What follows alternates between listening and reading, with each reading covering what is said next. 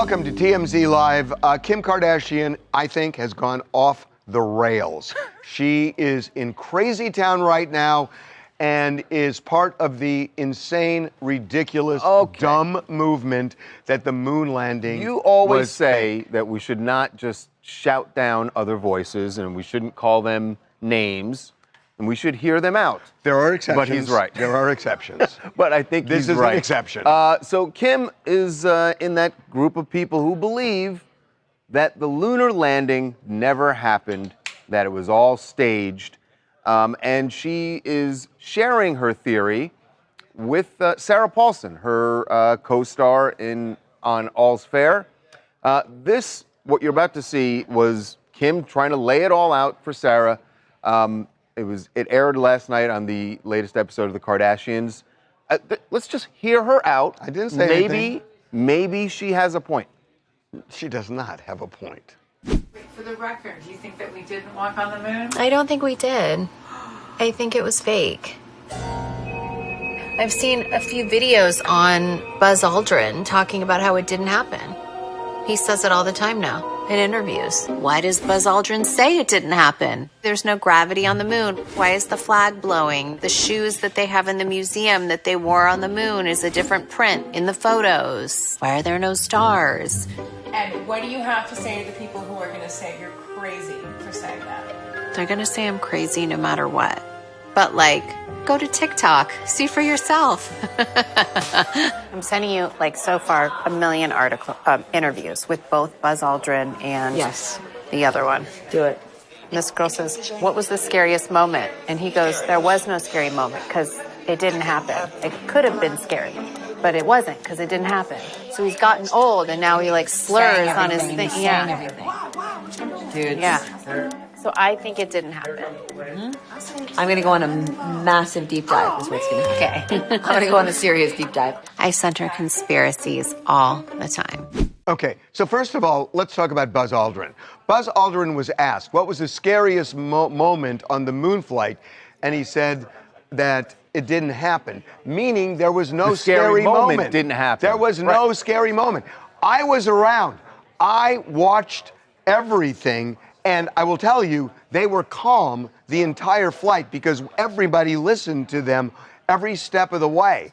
And they weren't scared, they were confident. And it worked flawlessly. The idea of, I don't know why I'm getting so upset, but it's so this is not it's not a new conspiracy theory. I know, it's so but dumb. It just doesn't hold, to say, you're right, the didn't happen thing. By the way, I am really grateful that Sarah Paulson, I think, was being polite. I think Sarah Paulson was like, this is crazy town, but... Or Sarah Paulson saying, oh, I can get in the Kardashians now. Well, they were already on set of All's Fair. So, it happened. And also, it doesn't address the fact that that was just the first time. There were, 3 more lunar landings? We went the next year. So are all of them fake? No one takes issue with the subsequent moon landings. Nobody. They're talking about the space race in 1960. Why would 69 be fake and the others real? 69, but then all the others actually happened. No one's talking about those. The context of the 69. Why aren't we talking about those? Because that's part of the whole thing. The context of the 1969 landing on the moon is controversial because we were in a space race with the Soviets. Really, we were in a race? Yes, we were in an absolute race. And the Russians were about to land on the moon. We were in a race because Yuri Gagarin had been to space and we were racing to get to the moon before them. Yuri Gagarin had just been in orbit. I understand. Leave this to the old guy for just a second. That was the space race, though. Leave this to the old guy. Okay, you go ahead, old guy. So, step aside, young whippersnapper. Before Apollo 11 landed. Yes. Were there other Apollo flights that circled the moon? Yes. Were there were Mercury missions and so forth. Were there flights where a lunar landing vehicle actually came down on the moon? Yes, there was a space program. Were there human beings in the moon's orbit before they landed? Yes. Afterward, they were in Earth's orbit. They were John Glenn and so forth. They also orbited the moon. Yes, but the landing is all I'm taking issue with. Okay, go ahead. You want to lead down? Yes, we orbited. And then we subsequently landed over and over and over. And we were supposedly in this race. The Russians had never gone to the moon even. Have the Russians gone to the moon? No, they still haven't stepped foot on the moon. No. Where was the race? Isn't that pretty conspicuous? Where was the race? You don't think we were racing? John F. Kennedy promised to get us to the moon in the space race, and Nixon promised to deliver, and did. And I named my daughter after her because of it. Oh my God! How did you turn this into a suck up to Nixon? He didn't say that we're racing. He said we will have it in this decade. Okay. Okay? And he did it. We did. You indulge in a lot of conspiracy theories, except for this one, and I'm not sure why you carved this out so much. Because the ones that I believe in, like the JFK assassination, is grounded in real evidence. This is Ashley Sandlin in Chicago. So Kim Kardashian says she thinks the moon landing is fake, and who doesn't have a favorite conspiracy theory? But she's also promoting her new series, All's Fair. It comes out in a few days. So it has me wondering, like, is she trolling? Totally trolling, and we fell. And we by the way, for it. you could tell she doesn't actually believe it at the end when she laughed and said, "Look, it's on TikTok." I know. I know. She got you. She got me. Billie Eilish has a message for you. If you've got billions, give it up. Ugh. What are you doing? Why are you holding on to all of your money? She issued this challenge to the super rich last night at, of all places, a Wall Street Journal magazine Innovators Award event. And Billie was up there and delivered this message. Mind you, there were people like Mark Zuckerberg in the audience, and she spoke directly to Mark and people as fortunate and wealthy as him. Love you all, but there's a few people in here that have a lot more money than me. And if you're a billionaire, why are you a billionaire? No hate, but yeah, give your money away, shorties. Love you guys. Thank you so much. Okay, that's just a ridiculous comment. It is a dumb comment. I actually really respect and like her, and I think she's done a ton for the environment too. But this notion is so dumb that, let me just make my point, that number one, you look at people like Bill Gates, who has probably done more than just about any government in the world to do things about poverty and the environment and clean. Oh yes, Bill Gates has given Jackson, billions. you have an issue with this? And What? billions and billions of dollars. Billions, like a crazy amount of money. 400 billion. That's all accurate. What? 400 billionaires have pledged that all of their wealth will go not to their families, but to various charities when they die. It's probably more than the government does. And so the point I was trying to make, and you're right about all that, then they agree with her, right? So no, but they're allowed to keep it during their life. She's saying you shouldn't make the money. Give it away right now. Well, first of all, a lot of them are giving it away right now. Their point, that pledge you're talking about, are they required to? They're not required to. But my point is, but I think that a lot of those billionaires think she's right. And that's why they've made this pledge. And also, right? Harvey, you're only that's naming. That's why she's made this pledge. You're only naming a very small group of billionaires. You know, there's 3,000 billionaires. Yeah. Yes. 3,000. And how much money do you think they give to worthy causes? All I know is what I see, and the planet is in the worst condition it's ever been. Well, that's because we have more people than we've ever had on the planet. Billie Eilish is worth tens of millions of dollars. Which, by the way, she did donate later at this event. I know, but why isn't she giving all of it away, but she's 400,000? not a billionaire. Huh? Well, why not bring it down to millionaires? Later in this, between billion and a million. Bring it down to millionaires. Billion and millions is a huge difference. We should say not. They're all are rich. you serious? They're all rich, way beyond what the average person has. So also later at this event, Stephen Colbert came up and he was like, I'm so honored to announce that Billie Eilish is actually donating $11.5 million towards different efforts to help the climate. The reason she got an award last night is because she's done a lot of different things with her tour that are helping the environment. Yeah, she's great. And do not. All I'm saying is I think that Billie and those billionaires that she was kind of calling out last night, a lot of them, if not most, are on the same page as her. They're not on the same page when it comes to saying, why do you have your money? Hey, it's Rhea. I'm in Atlanta. And Harvey, I am going to have to tussle with you a little bit on this one. Okay. Nobody needs that much wealth. There needs to be a cap on wealth. If somebody can have billions of dollars, there should be no poor people. There should be no hungry people. We should all be helping each other. Nobody needs $1 billion. But what's the cutoff? How much exactly? What about 500 million? 500 million, and then the rest you help poor people so that there are no poor people. What about 100?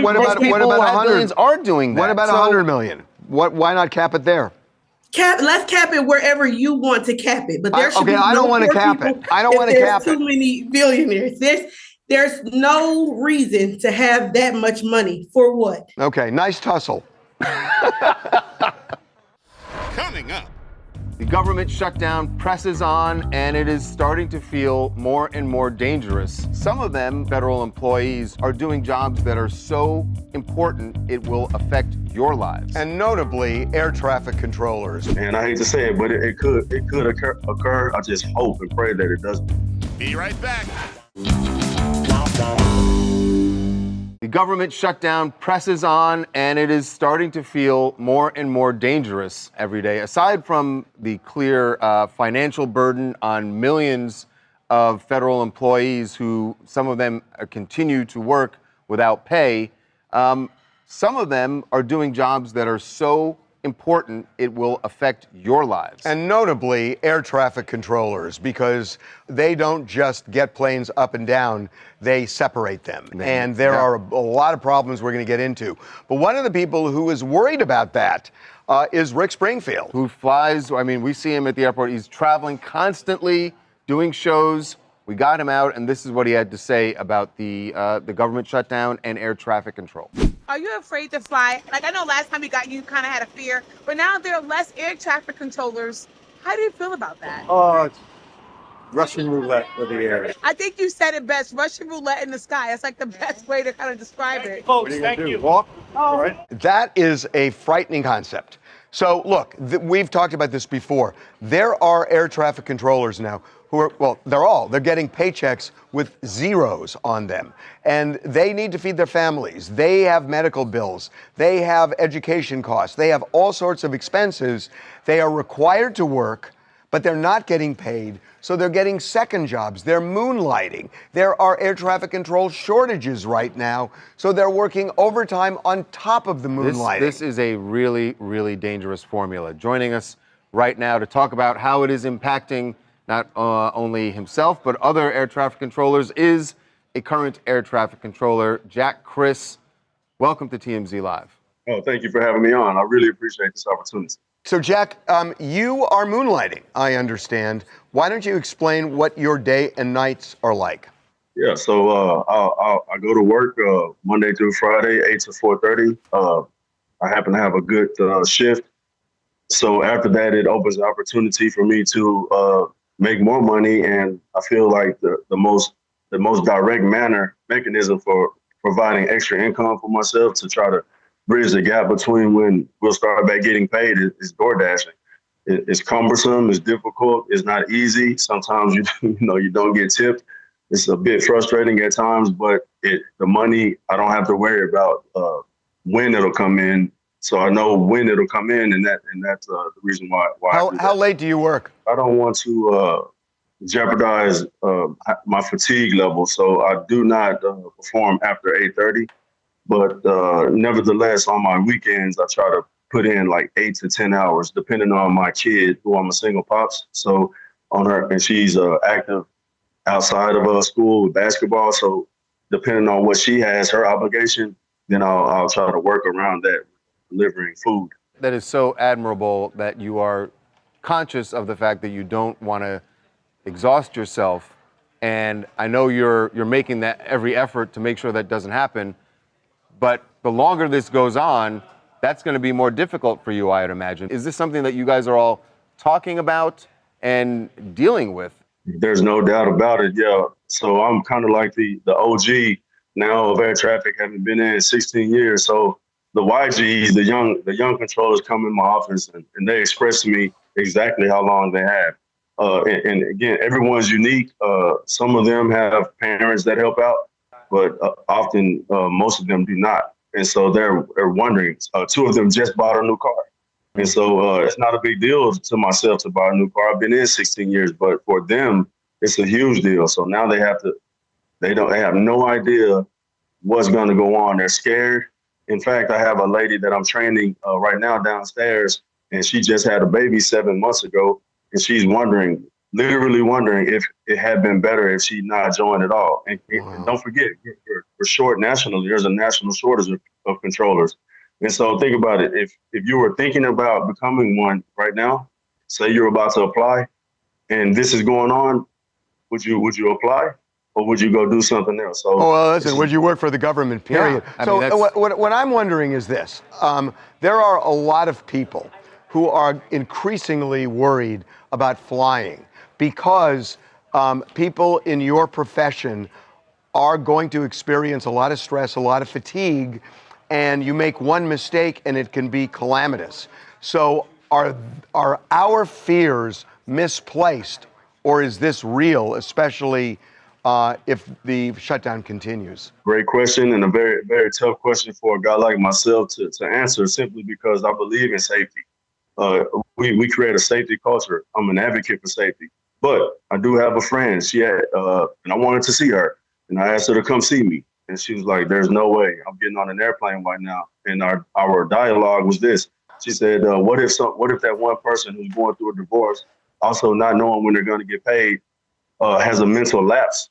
And I kind of took a step back, and it hit me kind of hard. I was like, oof, you may have a point, you know? So I would never say that it's unsafe, because I know what I put into it, but I'm just one individual. Everyone is unique. All controllers are not created equal. Someone may be under such duress that a mental lapse, and I hate to say it, but it could occur. I just hope and pray that it doesn't. You know, obviously what you guys are doing is so important, and you go in every day and you try to, you know, just get the job done. I just wonder do you get angry about the politicians?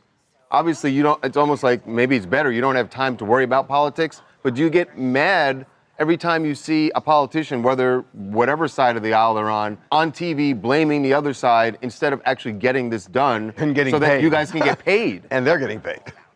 That's another great question, and the answer is yes. I can only speak for myself, and I want to put it out there. My opinions don't represent the FAA nor the National Air Traffic Controllers Association, NACA. This is just my opinion, but every day that goes on, you get madder and madder. It's like a cumulative effect. So there will reach a point where it could implode. Like I'm wondering if I want to continue on. I'm thinking about different things that I could do other than ATC at this particular moment. So I don't want to quit because I got so much tenure. But hey, come on, guys! Like, I can't keep playing the game with you. I have a daughter I have to maintain. Period. So Absolutely. good talking to you. You are an admirable guy. Thank you for everything you're doing. Yeah. Appreciate it. Coming up. People want to push the boundaries. Here's the thing. On Halloween. Every year we've been around, there have been a couple of celebrities who got in hot water for their costumes. Cancel culture has pretty much gone away. So the question, what's tolerated this year and what's not? Be right back. TMZ's got every freaking thing. Big celebs, big stories, big events. Phoebe Rexa was looking hot on vacation. Look at the water, too. Did you just say, look at the water? I mean, I'll be honest, that is what I was looking at.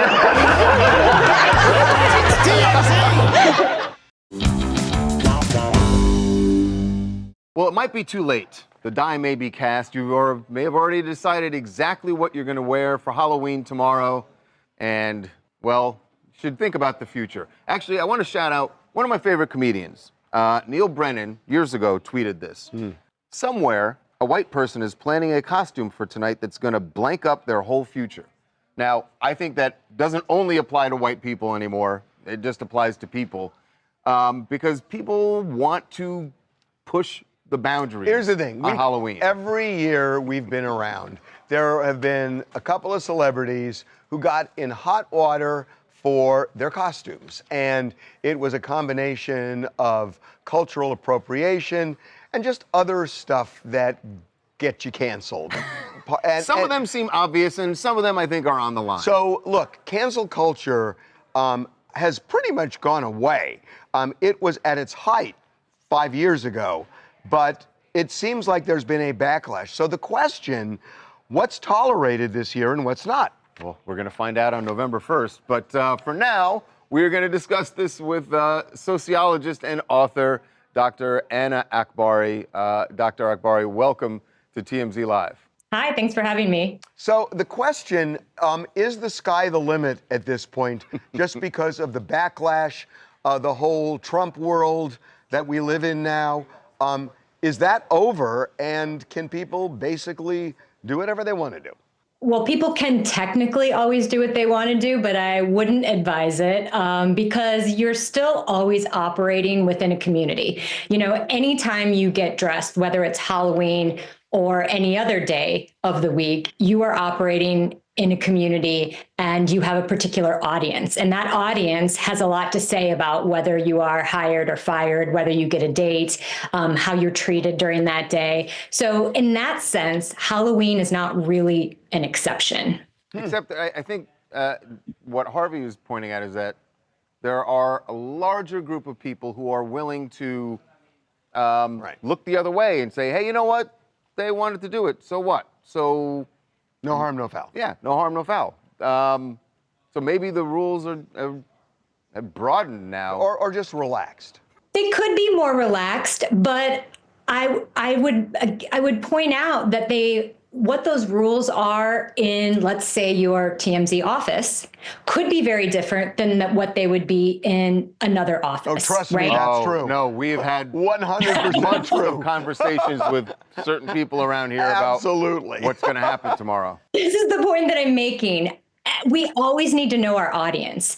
And so I think there are audiences for sure that in the last couple of years have been giving a longer leash. And so you can read the room and decide how far you want to push that line. There might be others where actually it could have gone the other direction. So you have to sort of gauge what's your goal with your costume, right? Is this the hill you want to die on? Or, you know, can you maybe roll it back a little bit and still do something that's really fun and creative? Okay. I'm just going to give a couple of examples in recent years. And maybe some of these will be okay now, and some definitely won't be.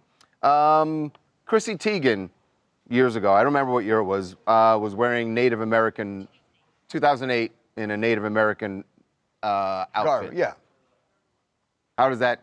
She did get some slack, and part of that was Chrissy was getting a lot of heat back then anyway. But what about that now? Would that be okay? What about that today? Well, I mean, okay, I'm not trying to dodge the question, but I will say that when a celebrity does something and it's for sort of large scale public consumption versus what you're doing in your own sort of private or small community, it's read differently and those people are held to a different standard. Can we agree on that? Lily Allen went as Dr. Luke right around the time that the Dr. Luke allegations came out with Kesha.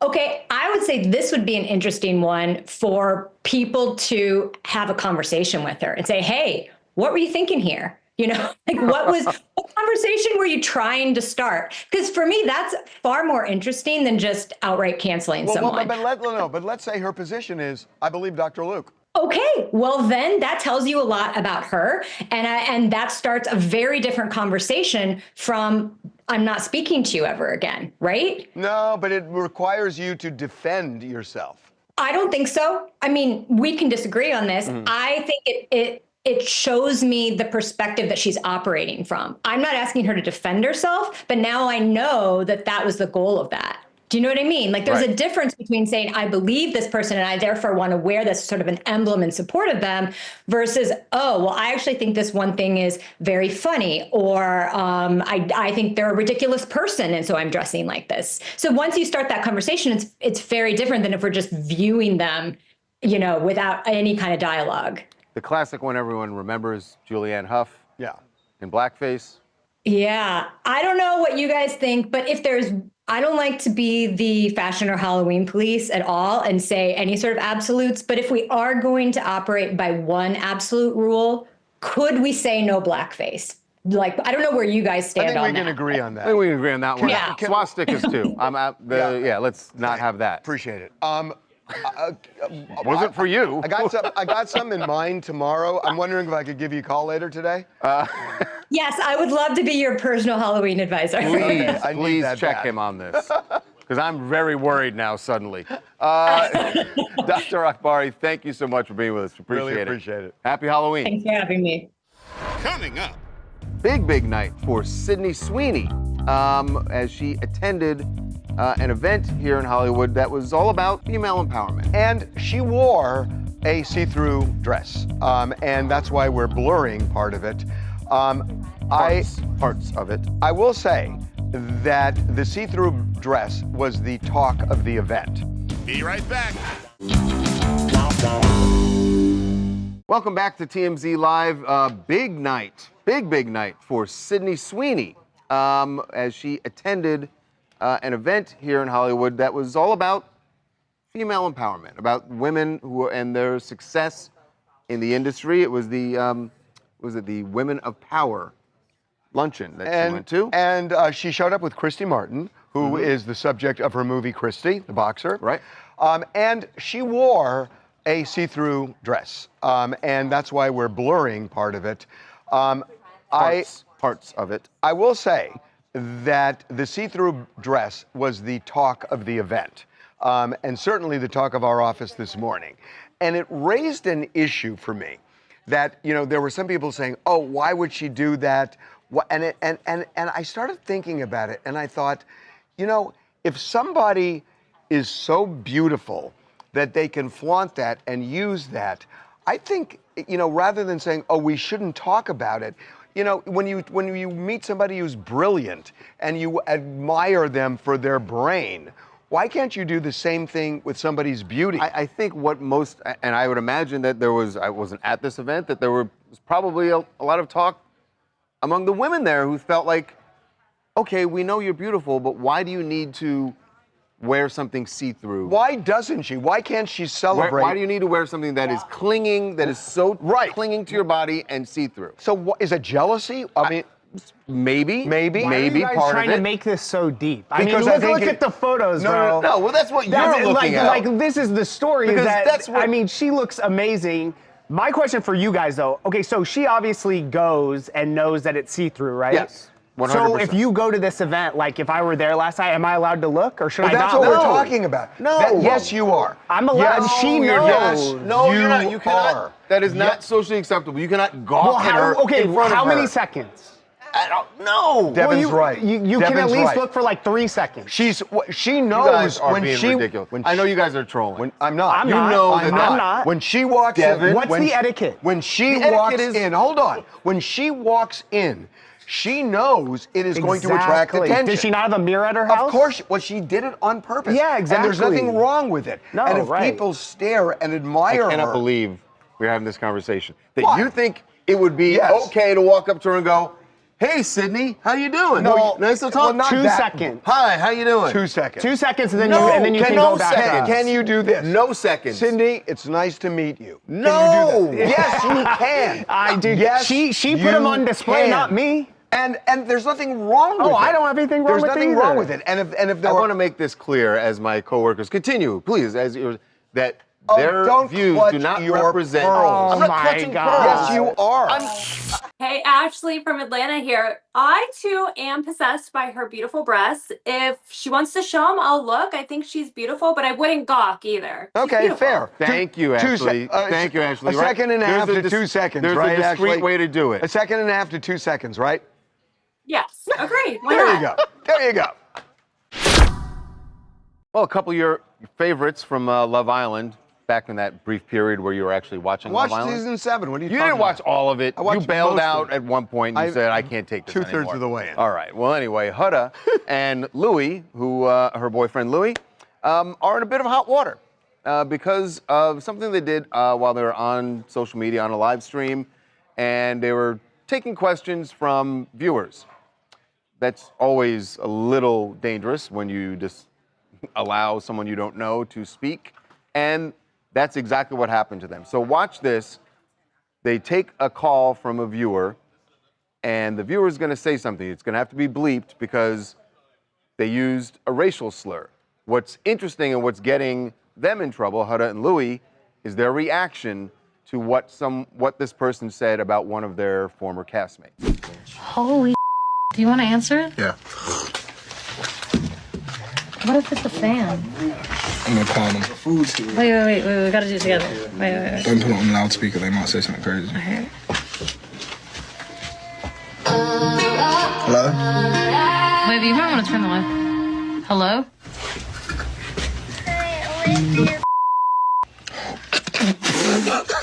Whoa, hey. Yo, I turned that off. Hey. Yo, what did they say? They said a bad word. Yeah, they said a terrible word. I want to make an argument. It's horrible. And people have weird reactions to horrible. And I know what you're saying. I don't think that means they're co-signing on that word at all.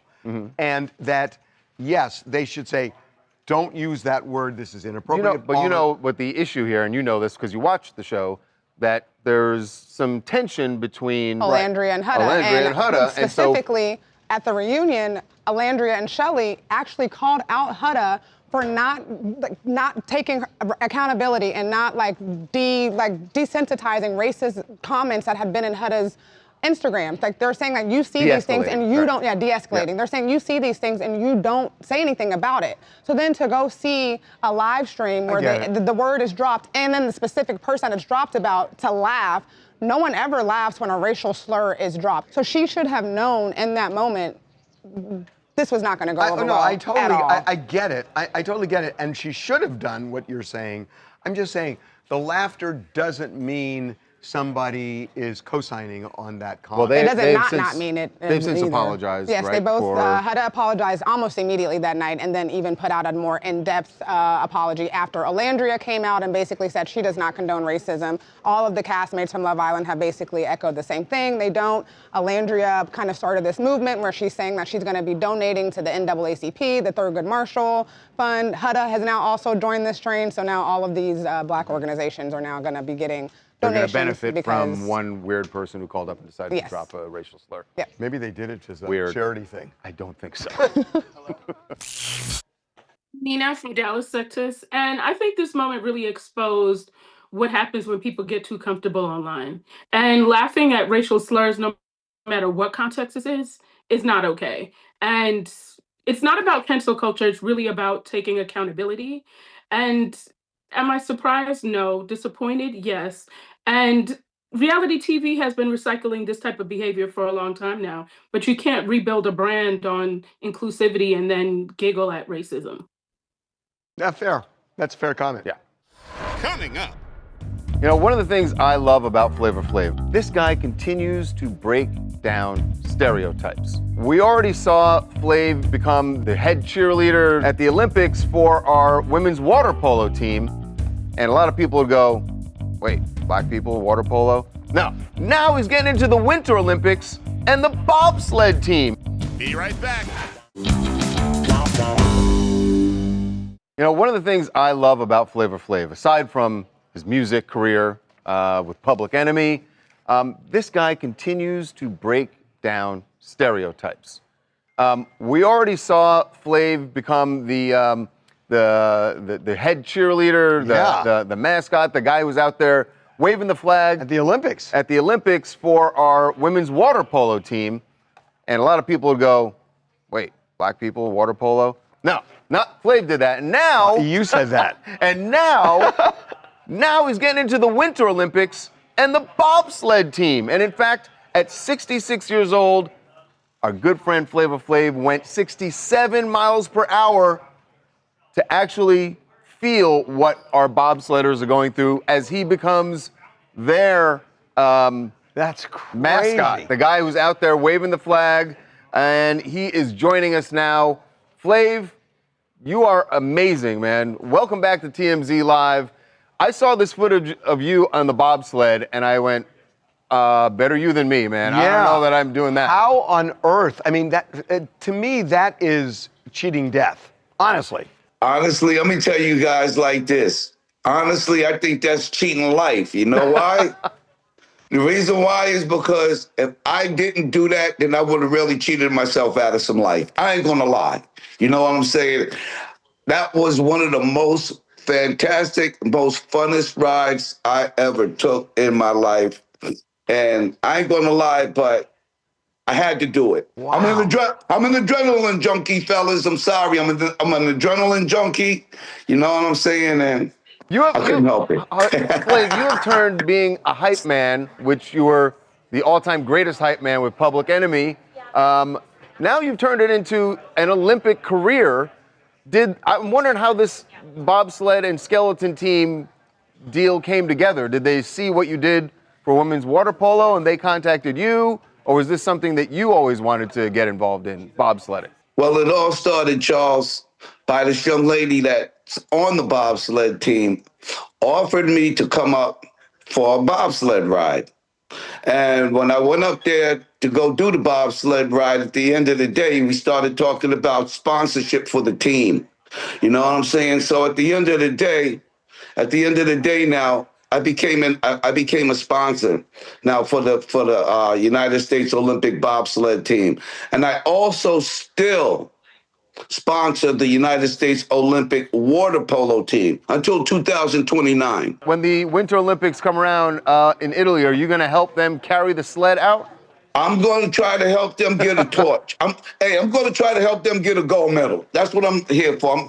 I'm here to push them into that direction to try to get some gold medals. You know what I'm saying? Just like I did with the water polo team. You know, I was trying to push the water polo team to get that 4th gold medal. Well, now I'm going to do the same thing with the bobsled team and see if I can push them to get some gold medals. So you've done women's water polo, and now you're doing bobsled. What's next? I'm dying to know what's next. Honestly, what's next? Check this out. I'm going to go back up to Utah in March. That's where they train, right? I'm going to take skeleton lessons. I'm going to take skeleton lessons. And once I get good with that, fellas, I'm going to try to compete. I'm not joking. I swear to you. I'm going to try to compete. And I'm going forward to be the next oldest Olympian. Don't hurt yourself, man. I mean, we still need 66 is the new 53. Yes. I mean, right now, you know, I can't really afford to hurt myself. I still got a lot of shows right now that's lined up with Public Enemy and Guns N' Roses, because we're going to be out on tour with Guns N' Roses, you know what I'm saying, and the whole nine. Matter of fact, we got a show with Guns N' Roses on November 8th in Mexico City, Public Enemy. Oh, my God. Wow. I know you and Chuck just dropped a new song, right? Yes, we just dropped a whole new album. Brand new album. It's called Black Sky, Over the Projects, Apartment 2025. And I swear to you, the album is live. And a lot of people can't believe that this is me and Chuck. A lot of people can't believe that this is me and Chuck, man, at our age that we are right now. You know what I'm saying? God is good, though. He's preserving us. You know, this is a whole fresh, brand new album, fresh, brand new records from Public Enemy, and the album is fire. Okay, just don't piss God off when you're on the bobsled next, okay? Yeah. Bad idea. Thank you, Flav. We love talking to you, man. Love you guys. Love you back, man. All right. Coming up. Dancehall reggae superstar Sean Paul, who is Jamaican, was actually on the island when Hurricane Melissa struck. He has been seeing for several days what the world is now starting to see. The level of devastation and absolute destruction. What can be done? Well, Sean Paul is there and has a message for the rest of the world. Be right back.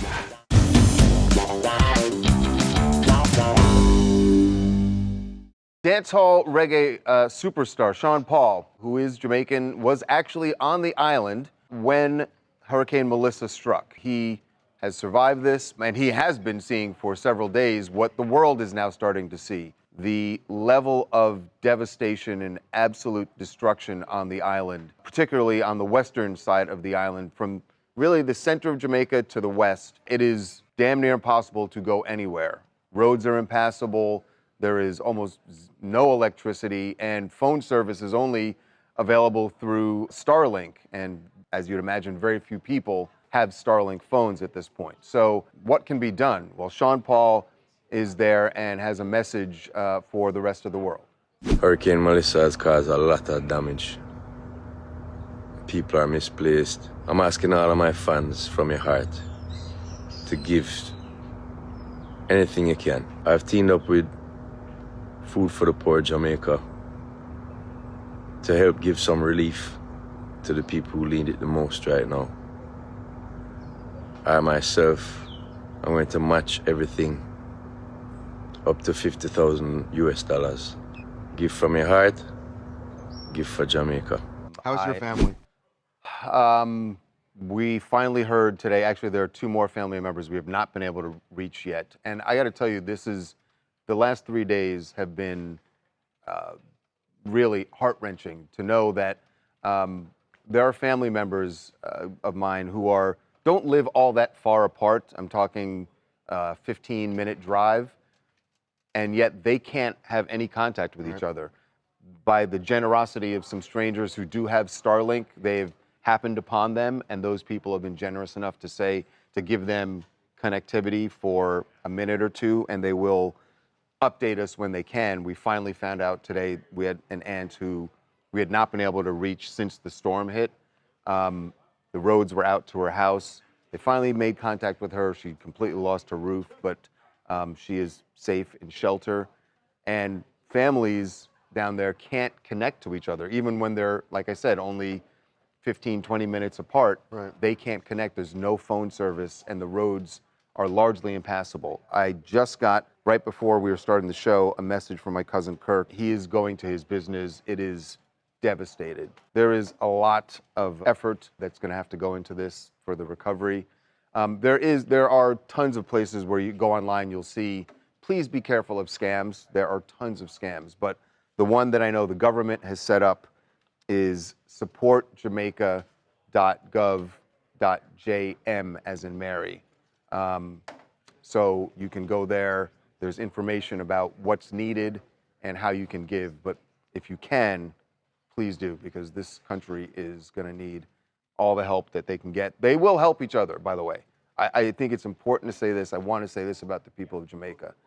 They will stand up for each other, and they will do everything they can to help each other, but they're going to need even more because you can see what the devastation looks like.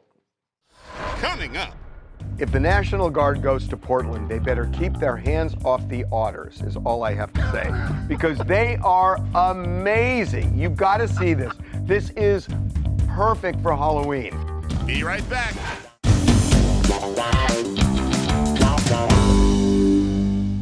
If the National Guard goes to Portland, they better keep their hands off the otters, is all I have to say. Because they are amazing. You've got to see this. This is perfect for Halloween. These are otters. The otters Look at at the this. Oregon Zoo in Portland Look at this. have these little mini jack-o'-lanterns this is actually part of their training. I don't know. I did not know they were that smart. I mean, watch, one of them actually eats a snack. Oh yeah, you got to refuel. You got to refuel. You can't be just up there dunking all day without a little energy. Okay, so as you watch the otters, tomorrow we're going to show you costumes that may or may not cross the line, so watch at your own risk. I just want to say, whatever he's doing, and I don't know what it is, I saw there were measurements being taken today at his desk. I don't know what's going to happen, and I'm a little scared.